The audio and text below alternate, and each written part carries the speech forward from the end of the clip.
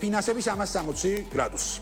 Აი ამ კონცეფციაზე ვისაუბრებთ დღეს დეტალურად ჩვენი გადაცემის სტუმრებთან ერთად.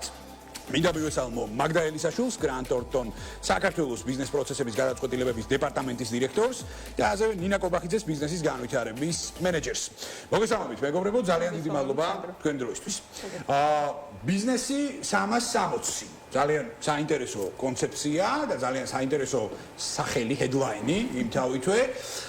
ჩვენ მრავალრიცხოვანი მაყურებელი უფრო მეტ კონკრეტიკას ერის თქვენგან და შესაბამისად დავიწყოთ ამ კონცეფციაზე საუბარი და შემდეგ უკვე შევიდეთ აი ამ კონცეფციის სიღრმეებში, რას მოიცავს მთლიანობაში ბიზნესის 360 და რა გადაწყვეტას თავაზობს ის ქართულ ბიზნესს. ისმენთ, დავიწყოთ თქვენით. მოგესალმებით სანდრო, მივესალმები მაყურებელს. მოდით დავიწყოთ იქედან, რომ Grant Thornton-ი საქართველოს ბოლო 20 წლის განმავლობაში მოქმედებს ქართულ ბაზარზე. ჩვენ თანამშრომლობთ როგორც მცირე საშუალო, ასე რომ მსხვილი ბიზნესის წარმომადგენლებთან და ძალიან კარგად ვიცნობთ სექტორულ სპეციფიკას. სწორედ აქედან გამომდინარე, ვცდილობთ მუდმივად განვითარებას და ინოვაციური სერვისები შევთავაზოთ, რომელიც მორგებული იქნება სწორედ ჩვენი ბიზნესის გამოწვევების საჭიროებებზე. ფინანსების 360 სწორედ აი ესეთი სერვისი არის. მოდით ვთქვათ, რა დახმარებას უწევს ის კომპანიებს, ეს არის ძალიან კარგად თქვით თქვენს კომპანიების სრული 360 გრადუსიანი ხედვა. რაც იმას გულისხმობს, რომ ჩვენ არ შემოვიფარგლებით მარტო შიდა ოპერაციული პროცესების გაუმჯობესებით, არამედ ჩვენ ვეხმარებით ბიზნესს გარე სტრატეგიულ განვითარებაზე. და რაც მთავარია მზარდი ბიზნესისთვის, ეს არის საშუალება, რომ უკვე საინვესტიციო კაპიტალის გაზრდა გაფართოვებაზეც გააკეთოს აქცენტი. ასევე მნიშვნელოვანია ის, რომ ფინანსების 360 არის, ასე ვთქვათ, 5 მოდულიანი სერვისი. ჩაშლილია ყველა იმ კომპონენტში, ყველა იმ მიმართულებად, რაც ფინანსების და ბიზნესის განვითარებისთვის სტრატეგიული არის ნებისმიერი ზომის და მოცულობის. ხო, გითხრათ აი ამ მოდულების კონცეფციები მთლიანობაში, ანუ 5 მოდული და შესაბამისად რას მოიცავს ეს კონცეფციები ჯამში. კი ბატონო, მოდით მოკლედ მიმოვიხილოთ, ჯერ არ ჩავუღრმავდებით. ჩვენ არ შემოვიფარგლებით მარტო ფინანსური სიჯანსაღის დიაგნოსტიკით კომპანიის. პირველ ეტაპზე გვაქვს ღრმა, ასე ვთქვათ, ფინანსური სიჯანსაღის კვლევა, ამის შემდგომ გადავდივართ შესაბამისობის და რისკების მიმოხილვაზე. რაც თავის მხრივ საკმაოდ, ესე იგი, მნიშვნელოვანი და კომპლექსური პროცესია, რადგან უყურებთ როგორც საკანონმდებლო, ისე საგადასახადო, ასევე დაუშვათ რისკების გამოვლენას კომპანიისათვის. შემდგომ ეტაპზე გადავდივართ უკვე ფულადი რესურსების ოპტიმიზაციის პროცესზე და რაში გამოადგება ეს, რა სარგებელი მოაქვს ამას კომპანიისთვის. ამ შემთხვევაში ჩვენ ვეხმარებით კომპანიას ფინანსური ლიკვიდობის მართვის გაუმჯობესებაში და ასევე სამუშაო კაპიტალის ეფექტიანობის ზრდაში, რაც ისევ ნებისმიერი ბიზნესის, ასე ვთქვათ, გამართული მუშაობისათვის არის საწინდარი. ფინანსური დაგეგმვა და კონტროლი არანაკლებ მნიშვნელოვანია, ეს მოიცავს როგორც ბიუჯეტირებას, ისე პროგნოზირებას, ასევე KPI შემუშავებას კომპანიისთვის ხარისხის მართვის სისტემები, რაც ასევე პროგნოზირებისთვის ძალიან მნიშვნელოვანი ინსტრუმენტია. და ბოლოს, ესე იგი, მეხუთე დამაგვირგვინებელი ეტაპი არის საინვესტიციო მზადყოფნა, სადაც ჩვენ ვეხმარებით კომპანიებს, დაუკავშირდნენ ბანკებს, ინვესტორებს და ასევე გაზარდონ ნდობა სწორედ ამ ფინანსურ ინსტიტუტებთან, მათი, ესე ვთქვათ, სამომავლო გაფართოების ჭრილში და ეს არის ერთგვარი წვდომა დამატებით შესაძლებლობებთან, დამატებით რესურსებთან. ძალიან მაგარია ყოველგვარი რევერანსების გარეშე და რატო? იმიტომ რომ ხუთივე კომპონენტი, რაც ახლა თქვენ ჩამოთვალეთ, ეს არის ძალიან მნიშვნელოვანი ქართული ბიზნესისთვის და მოთხოვნა რეალურად აი ესეთი ტიპის მიმართულებებზე არის ძალიან მნიშვნელოვანი და მიხარია რომ თქვენი ეგიდით ხორციელდება. ზუსტად აი ესეთი პლატფორმის განვითარება, რომელიც მართლა შვებას მისცემს ბიზნესის გარკვეულ ტიპებს და შესაბამისად ისინი დააკმაყოფილებენ გარკვეულ კრიტერიუმებს ცალკეული მიმართულებებით. ძალიან მაგარია, აუცილებლად დაგიბრუნდებით. ეხლა მე ცოტა რიტორიკული კითხვა გამომდის, მაგრამ მაინც მინდა გკითხოთ ეს ყველაფერი, იმიტომ რომ იმდენად კარგად გაშალა ეხლა ნინამ ეს თემა, რომ ფაქტიურად ხო, რიტორიკან არევი კითხვა გამომივა, ცხადია, მაგრამ ზუსტად ვიცი, რომ ძალიან მაგარ პასუხს გაგცემთ. ინსპირაცია საიდან წამოვიდა? იმიტომ რომ ნუ ეხლა როდესაც ვსაუბრობთ Grant Thornton საქართველოზე, ამ კომპანიის თამასაზე, იმიჯზე, რეპუტაციაზე და ასე შემდეგ, ეხლა თქვენ ვის და ყველაზე კარგად გიჭირავთ პულსზე ხელი იმ საჭიროებების ჭრილში, რაც ქართულ ბიზნესს დღეს ნამდვილად ჭირდება, ხო? ანუ აქედან გამომდინარე, მე მაინტერესებს, აი, საიდან წამოვიდა ინსპირაცია ამ ყველაფრის და აი რა იყო ერთგვარი კატალიზატორი აი ამ პროექტის ჩაშვების. პირველ რიგში კიდევ ერთხელ მოგესალმებით, მადლობა მოწვევისთვის და იმას ვიტყოდი პირველ რიგში მოხარული ვარ, რომ ამ თემებზე ვსაუბრობ ზოგადად ფინანსების მართვაზე, იმიტომ რომ საწინდარია ბიზნესის ერთ-ერთი მნიშვნელოვანი კომპონენტია. ეხლა რაც შეეხება ინსპირაციას, ძალიან კარგი კითხვაა და ამას პრინციპში ჩვენი გამოცდილება პასუხობს, იმიტომ რომ ჩვენ ყველა ის კომპონენტი, რაც ნინამ გაშალოთ, ამაზე კიდევ უფრო ფორმადად შეგვიძლია ვისაუბროთ, რეალურად დაკავშირებულია იმ გამოცდილებიდან მომდინარეობს, რაც ჩვენ გვაქვს ბიზნესთან ურთიერთობისას. და ძირითადი ფაქტორები მინდა გამოვყო, რამაც გვიბიძგა იმისკენ, რომ რატომ ესეთი მოდულური სერვისი, რა არის ძირითადი გამოწვევები ბიზნესისთვის. პირველ რიგში ყველასთვის მკვნეული თემით დავიწყებ, ეს არის ფულადი ნაკადების მართვა და ამის კონტროლის, ასე ვთქვათ, სუსტი მექანიზმებია მიმდინარე პერიოდში ჩვენი დაკვირვებითაც და არა მარტო ჩვენი კოლეგებით, პარტნიორებიც და შეფასებებიც ესეთი არის და ბევრი ბიზნესისგანაც სწორედ ეს გვესმის, რომ მე ანგარიშებში ხაღალზე ვხედავ, რომ ფინანსური მოგება მაქვს, მაგრამ რეალურად არ ხდება ფულადი ნაკადების გენერირება, ხო? ამას თავის რიგი მიზეზები აქვს და არსებობს, რა თქმა უნდა, გამოსავალი მეთოდები, რასაც ზუსტად ჩვენ ვთავაზობთ ამ სერვისის ფარგლებში. და კიდევ უფრო გავშლით ამ თემასაც. ასევე მნიშვნელოვანი ნაწილი არის აი ჩვენი კოლეგები ხშირად საუბრობენ ხოლმე საგაცხადო შესაბამისობაზე და ჩვენც ვართ თავარი აქცენტორი, რომ ეს მნიშვნელოვანია, მაგრამ ზოგჯერ არის ხოლმე, რომ ბიზნესს უფრო მეტი აქცენტი აქვს საგაცხადო შესაბამისობის კუთხით, მეტი კონცენტრაცია და შესაძლოა ეს მოხდეს იმის ხარჯზე, რომ ანუ ფინანსების ნაწილს ნაკლები ყურადღება მივაქციოთ, ხო? უნდა გვესმოდეს, რომ ბიზნესი არის ერთიანი ორგანიზმი, ანუ ერთი მეორეს არ გამორიცხავს, პირიქით ავსებენ, შესაბამისად ისევე მნიშვნელოვანია ვაკონტროლოთ საგაცხადო რისკები, როგორი მნიშვნელოვანია, რა თქმა უნდა, ფინანსური რისკი. და ამას კიდევ ემატება ის, რომ ფინანსების მართვა მნიშვნელოვანია შიდა მიზნებისთვისაც, ხო? ანუ მართველი რგოლი უნდა ხედავდეს რეალურ შედეგებს და პროგნოზირებდეს, სად მივიდივართ მომავალში. და დავამატებ მესამე მნიშვნელოვან ნაწილს, რაც ასევე ჩვენი გამოცდილებიდან მომდინარეობს, რომ ანუ კომპანიების მომართვიანობა ჩვენთან ხშირ შემთხვევაში არის ზუსტად იმ დროს, როდესაც ისინი იწყებენ მოლაპარაკებებს ინვესტორებთან, ან თქვათ ბანკებთან და უნდათ ცესხის დამატებით მიღებან ნებისმიერი ტიპის დაფინანსების მიღება სხვადასხვა დონორებისგან, ხო? ანუ ამ დროს ვაწყდებით მნიშვნელოვან პრობლემას, ეს არის სრული, სწორი და სამართლიანად წარდგენილი ფინანსური ინფორმაცია, როდესაც ინვესტორი ითხოვს მათგან არა მარტო წარსულ ინფორმაციას, არამედ პროგნოზებსაც და ბიზნესს ყოველთვის აქვს აქ სუსტი წერტილი და ამიტომაც ჩვენ აი ფინანსების 360 სწორად შევქმნით, ამიტომ რომ მოვიცვათ მთლიანი სურათი და ბიზნესს გავყვეთ ყველა წერტილში, სადაც მათ დავჭირდებით. ძალიან დიდი მადლობა საინტერესო პასუხისთვის. აი ხა ამას მინდა რომ აი ზუსტად ინვესტორების მზაობის სერვისის პრიზმა დავურთოთ თან და ნინასთან გადავალ შემდეგ კითხვით, თუმცა დაგიბრუნდებით აუცილებლად. ძალიან ხშირად აი ხა პრობლემიდან რო დავიწყოთ საუბარი, ხო? აი ხა როდესაც ინვესტორებთან ურთიერთობაზე მიდგება საქმე, ინვესტორს სხვადასხვა ტიპის მოთხოვნები აქვს. ეხლა სახელმწიფო მექანიზმებს თუ შევხედავთ და FDI-ის კოეფიციენტს დავითვლით, ინვესტორი ითხოვს მაგალითად კაპიტალის დაზღვევის მექანიზმებს, სხვადასხვა იურიდიულ პრეფერენციებს და ასე შემდეგ. მაგრამ სამწუხაროდ გვავიწყდება ხოლმე ადგილობრივ ეკოსისტემაში, რომ მთავარი კატალიზატორიც ზუსტად FDI-ის და პირდაპირ უცხოური ინვესტიციების არის კერძო სექტორი. ცხადია სახელმწიფოსთან ერთად. შესაბამისად ჩვენ ერთგვარად და მე ძალიან მიხარია რომ დღევანდელი ეს ჩვენი დიალოგი ერთგვარი გაკვეთილით შეიძლება იყოს ეკოსისტემისთვის, იმიტომ რომ რეალურად დღეს დავარქმევთ ყველაფერს თავის სახელს და მათ შორის ვიმსჯელებთ იმაზე რეალურად რა მოთხოვნები აქვს ინვესტორს და რა კრიტერიუმები უნდა დავაკმაყოფილოთ ჩვენ თვითონვე რომ გავხდეთ ამ შემთხვევაში ფანდრაიზინგის წყაროები. შესაბამისად მე მინდა რომ ჩავშალოთ ეხლა რაც მაგდამ დაიწყო თემაზე საუბარი, ანუ ინვესტორთა მზაობის სერვისი. უფრო დეტალურად და აი რა ტიპის პრობლემის გადაჭრას თავაზობთ ამ შემთხვევაში ბიზნეს სუბიექტს, ბენეფიციარს, რომელსაც ჭირდება ფანდრაიზინგი, რომელსაც ჭირდება პირდაპირ უცხოური ინვესტიციები, ფინანსური ინსტიტუციასთან ურთიერთობა, ან რომელიმე დიდ ფინანსურ წყაროსთან ურთიერთობა, აი რა ტიპის solutions თავაზობს Grant Thornton საქართველოს მათ. კი ბატონო, მოდით თავიდან დავიწყებ რა არის Grant Thornton-ის უპირატესობა ამ მხრივ. Grant Thornton საქართველო არის საერთაშორისო Grant Thornton-ის ოჯახის წევრი, რაც იმას მოიცავს, რომ Grant Thornton-ს აქვს 130 ქვეყანაში წარმომადგენლობა. ჩვენ მუდმივად ვცვლით გამოცდილებას, ხელი მიგვიწვდება საუკეთესო პრაქტიკაზე, სხვადასხვა ბაზრებზე, ასევე საინვესტიციო მზაობის კუთხით.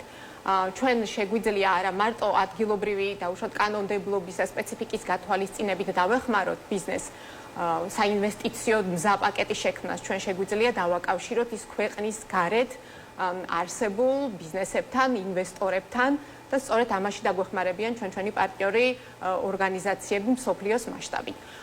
მოდი ახლა დავკონკრეტდები უფრო და ვთქვათ რა საჭიროებები ექნება ბიზნეს დაუშვათ ამ მიმართულებით და რა კონკრეტული მიმართულებებით შეგვიძლია რომ დახმარება გაუწიოთ. პირველი ეტაპი ეს არის უფრო აი საკონსულტაციო ტიპის მომსახურება, როცა ნებისმიერი გაფართოებაზე ორიენტირებული ბიზნესი გამს ამ ნაბიჯს, რომ ჩამოაყალიბოს ის კონკრეტული ხედვა, რაც უნდა დაეხმაროს მას სამომავლოდ უკვე ბიზნესის გაფართოებაში, პირველ ეტაპზე უნდა ჩამოყალიბდეს რა ტიპის დაფინანსება არის მისთვის საინტერესო.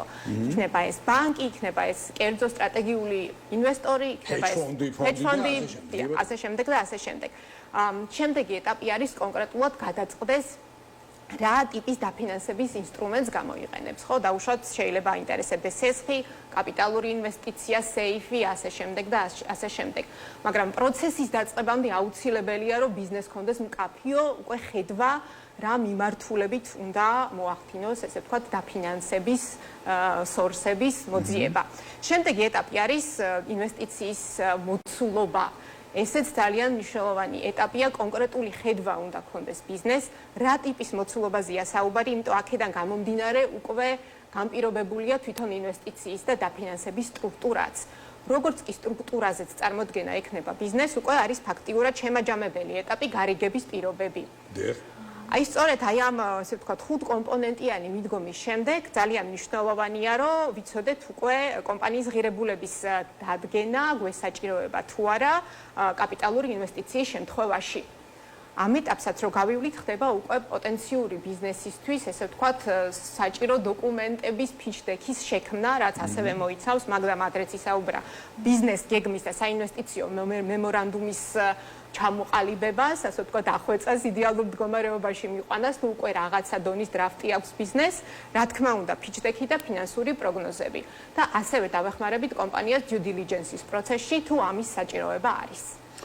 მე შეგვიძლია თამამთქვა, რომ ფინანსების 360 გრადუსი ეს არის ჩემი ერთ-ერთი ფავორიტი სერვისი ყოველგვარი რევერანსების გარეშე და სხვადასხვა მე ჩვენ შეგვიძლია აი ახლო მომავალში პირობითად აი იგივე ლოიალობის კოეფიციენტის კვლევის ნაწილშიც აი უშუალოდ აი თქვენი ბენეფიციარები, თქვენი პარტნიორები მოვიწვიოთ თქვენთან ერთად და აი ვილაპარაკოთ იმ გადაწყვეტებზე, იმ სოლუშენებზე და მათ შორის შეფასებებზე, რა შეფასებას გააკეთებს საბოლოო ჯამში ბიზნესი, იმიტომ რომ არ ვიცი ხა due diligence-ით დაწყებული მათ შორის აი ქსელური თემებიდან გამომდინარე, რასაც თქვენ გლობალური ცოდნით და გამოცდილებით აკეთებთ, ეს ძალიან მნიშვნელოვანია, რომ ჩვენ ადგილობრივ ბაზარზე მოვახდინოთ საკმაოდ კარგი ცნობიერების დამკვიდრება საბოლოო ჯამში. ფანტასტიკურია, მადლობა ნინა კიდევ ერთხელ. მაგდა თქვენთან მექნება ესეთი კითხვა. ვადებთან დაკავშირებით მინდა გკითხოთ აუცილებლად, ანუ აი კონკრეტულად თუ არის განსაზღვრული იგივე დროითი დიაპაზონები და აი კონკრეტული შედეგები, ხა აი ძალიან ბევრი ბიზნესი გვიყურებს და ყველას აინტერესებს, რომ აი როდეს ჩვენთან მით უმეტეს საქართველოში გვეჩქარება ხოლმე ყოველთვის და ბევრს აინტერესებს, რომ აი როდის დგება ამ კონცეფციის ჭრილში უკვე კონკრეტული შედეგები და არის თუ არა განსაზღვრული გარკვეული ვადები ამ პლატფორმის ჭრილში.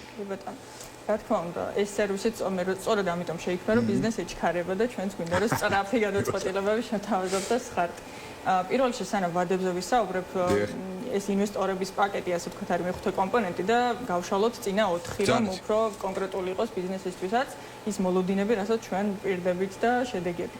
პირველი ეს არის ფინანსური ჯანმრთელობის დიაგნოსტიკა, თუმცა ის ფინანსები ჟღერის და მთავარი ნაწილი სწორედ ფინანსებია, მაგრამ ჩვენთვისაც მნიშვნელოვანია, რომ ჯერ დავიწყოთ შესწავლა ბიზნეს მოდელის, თუ რა ბიზნეს მოდელს იყენებს კომპანია, რომ დააგენეროს შემოსავლები, რა ტიპის ხარჯები აქვთ, როგორ უყურებენ საერთოდ საკუთარ თავს, როგორ აფასებენ. ამიტომაც ამ ნაწილში ძალიან დიდი დრო ეთმობა ინტერვიუების ნაწილსაც თვითონ მმართველ რგოლთან, თანამშრომლებთან, თითოეულ დეპარტამენტთან, თუ რა ხედვა აქვთ მათ. რა თქმა უნდა, ფინანსური კოეფიციენტების შესწავლა, მდგომარეობის შესწავლა ეს უკვე ჩვენი პირადი საქმეა, რაც გადმოდის, მაგრამ ბიზნეს მოდელის შესწავლის გარეშე შეუძლებელია ვთქვათ, რომ კონკრეტული ციფრი კარგია, ცუდია, თუ საშუალო მაჩვენებელია. ფინანსური დიაგნოსტიკის ეს კომპონენტი ჩვენ უკვე გვიბიძგებს, ვიფიქროთ იმაზე, რა ტიპის რისკები აქვს ბიზნესს, როგორც ნინა მახსენა, მეორე კომპონენტი ეს არის შესაბამისობისა და რისკების, ასე ვთქვათ, ანალიზი, რუკის მიწოდება კლიენტებისთვის, კომპანიებისთვის, რომ შეაფასონ რომელ ეტაპზე არიან და რამდენად არიან მზად რომ გააგრძელონ თქვათ მესამე, მეოთხე კომპონენტი, იმიტომ რომ შესაძლოა დიაგნოსტიკამ აღმოაჩინოს ისეთი საკითხები, რაც საჭიროებს თქვათ სხვა ტიპის გუნდის ჩარევას, შესაბამისობის უზრუნველყოფას, საგეცხადო ექსპერტების ჩარევას ჩარევას, რასაც ჩვენ თავისთავად უზრუნველყოფთ და ამიტომაც ერთ სივრცეში ვართ. მას შემდეგ რაც არის პირველი მეორე კომპონენტი დაახლოებით რო ვთქვათ ვადებზეც, პირველი კომპონენტი 2-დან 3 კვირამდე შესაძლებელია უკვე რომ მივიღოთ პირველადი draft version ბიზნესისთვის, რომ ეს სურათი დაინახონ რისკების რუკის სახით, რაც შეეხება შესაბამისობას, აი კონკრეტული ვადების თქმა გაგვიჭირდება, იმიტომ რომ გამომდინარეა რისკებიდან, ხო, რა ტიპის რისკებს დავაიდენტიფიცირებთ შესაბამისად, მაგრამ მაქსიმალურად შეიძლება ვთქვათ, რომ ერთი თვის ვადაში უკვე მნიშვნელოვანი, ასე ვთქვათ, გადაწყობის შედეგები უნდა ჩანდეს ბიზნესისთვის. აი, რაც შეეხება მესამე, მეოთხე კომპონენტს, მესამე კომპონენტი არის ტკივნეული ნაწილი, რაც ვახსენე, ეს არის ფულადი ნაკადების ოპტიმიზაციის ნაწილი, სადაც ძალიან ბევრი მეთოდოლოგია არის გამოსაყენებელი ბიზნესთან და ამიტომაც გვჭირდება მოდელის გაგება კარგად, რომ რა ტიპის გამოწვევები აქვთ და რა ტიპის გადაწყვეტები შევთავაზოთ. ეს თემა რომ გავშალო კიდევ უფრო კარგად ცხადი რო გახდეს ბიზნესისთვის, პირველ რიგში აუცილებელია დავიწყოთ საბრუნავი კაპიტალის, ასე ვთქვათ, დამუშავება, მისი ძირითადი, ასე ვთქვათ, კომპონენტების დამუშავებით, რა ტიპის კონტრაქტები აქვს გაფორმებული კომპანიას, მინერია მთავარი მოხმარებლები, როგორია გადახდის ვადები, ხომ არ ცდებით ამ ვადებში, ვთქვათ, სავაჭრო მოთხოვნების ამოღებას როდის ვახდენთ და პირიქით ვალდებულებების დაფარვას. და ერთი მნიშვნელოვანი ნაწილი, რა თქმა უნდა, საბრუნავი კაპიტალის, ეს არის მარაგები, თუ არის მწარმოებელი, ასე ვთქვათ, ბიზნესი, ან დისტრიბუცია, ან საცალო ვაჭრობა, მნიშვნელოვანია ჩვენ ვიცოდეთ შემდგომი შეკვეთის ეკონომიური მოცულობა, რომ მაქსიმალურად შევამციროთ ის ხარჯები, რაც არის შენახვის თუ შეკვეთის კუთხით, იმიტომ რომ თუ მარაგების სიჭარბე გვაქვს, ის ალტერნატიული ღირებულება, რაც დავაბანდეთ მარაგში, წარმოუდგენელია, რომ ბიზნესმა სხვა მიმართულებით მიმართოს, ხო?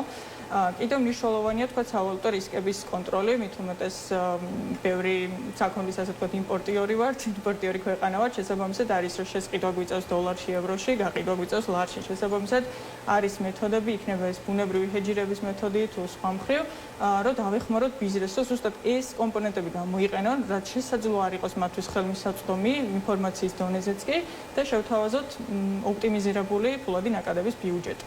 რაც რა თქმა უნდა საჭიროებს მონიტორინგს, განახლებას, იმიტომ რომ ყველაფერი ცვალებადია ბიზნესში. და მეოთხე კომპონენტი ეს არის უფრო ფართო, უნდა გავცდეთ ფულად ნაკადებს, ეს არის ფინანსური დაგეგმა, კონტროლი, KPI სისტემის შემუშავება, თითოეულ დეპარტამენტის ბიუჯეტის შემუშავება და ამ ორ კომპონენტზე რო გავაკეთო აქცენტი ვადების კუთხით, აი მესამე კომპონენტი ფულადი ნაკადების კუთხით, ერთიანი ციკლი მაინც უნდა დავასრულოთ ჩვენ, რომ გავიგოთ შედეგები, რომ რამდენად მწყობრშია ბიზნესი, რამდენად იცავენ იმ მექანიზმებს, რაც ჩვენი მხრიდან არის გაცემული, ანუ 1-დან 2 თვემდე აუცილებელია ამ კონკრეტული კომპონენტისთვის. რაც შეეხება მეოთხე კომპონენტს, როგორც თქვით, ეს არის უფრო მასშტაბური, 4-დან 5 თვემდე მაინც საჭიროა რომ კონკრეტული ბიუჯეტები შედგეს კონკრეტული დეპარტამენტის მიხედვით, ამ პროდუქტების მიხედვით, რომ ხარჯების კუთხითაც მსგავსი წარმოდგენა შეგვექმნას და ასევე ვახსენებ იმას, რომ ფინანსური მენეჯმენტი და ზოგადად ფინანსების 360-იც მოქნილი სერვისია იმ მხრივ, რომ შეგიძლია კონკრეტული კომპონენტითაც ისარგებლო ერთჯერადად, მაგრამ გვესმის, რომ ფინანსური მენეჯმენტი არ არის ერთდღიანი რაღაც წამალი კომპანიისთვის.